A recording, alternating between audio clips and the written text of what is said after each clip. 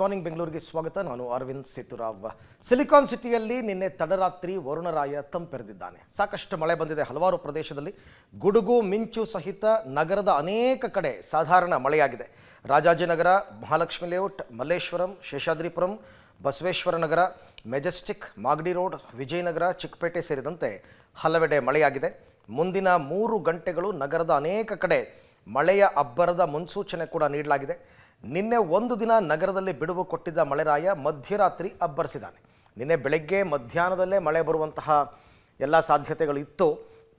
ಸಾಯಂಕಾಲದ ವೇಳೆಗೆ ಮತ್ತೊಂದು ಸರ್ತಿ ಮೋಡ ಮುಚ್ಚಿದಂಗೆ ಆಯಿತು. ಬಟ್ ಅದೇನೋ ತಡೆ ಹಿಡಿದಿದ್ದು ರಾತ್ರಿ ಅಬ್ಬರಿಸಿದ್ದಾನೆ. ಎಲ್ಲ ಪ್ರದೇಶದಲ್ಲೂ ಮಳೆಯಾಗಿದೆ. ಕೆಲವು ಕಡೆ ಸಾಧಾರಣ ಮಳೆ, ಕೆಲವು ಕಡೆ ತುಂಬ ಚೆನ್ನಾಗಾಗಿದೆ.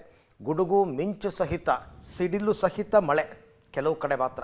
ಸೊ ಹಾಗಾಗಿ ಒಂದು ರೀತಿಯಲ್ಲಿ ಇನ್ನೂ ಭೂಮಿ ತಂಪಾಗಬೇಕು.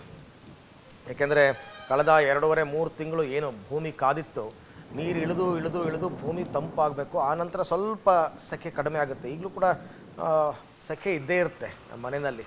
ಬಟ್ ಪೂರ್ವ ಮುಂಗಾರು ತುಂಬ ಚುರುಕಾಗಿ ಆಗ್ತಾ ಇರೋದ್ರಿಂದ ಒಂದು ಆತಂಕ ಕೂಡ ಇದೆ. ಯಾವಾಗ ಪೂರ್ವ ಮುಂಗಾರು ತುಂಬ ಚೆನ್ನಾಗಾಗುತ್ತೆ ಆವಾಗ ಮುಂಗಾರು ಕೈ ಕೊಡುತ್ತೆ.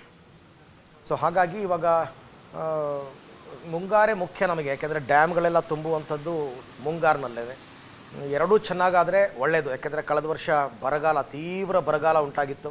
ಆ ಬರಗಾಲದಿಂದ ರೈತರು ಬೆಳೆ ಬೆಳೆಯೋಕ್ಕಾಗ್ದೇ ತುಂಬ ಕಷ್ಟ ಆಗಿತ್ತು. ಡ್ಯಾಮ್ಗಳಲ್ಲೆಲ್ಲ ನೀರು ಸರಿಯಾಗಿ ತುಂಬಿರಲಿಲ್ಲ. ಈ ಸರ್ತಿ ಆ ರೀತಿ ಆಗುತ್ತೆ ಅನ್ನುವಂತಹ ನಿರೀಕ್ಷೆ ಇದೆ.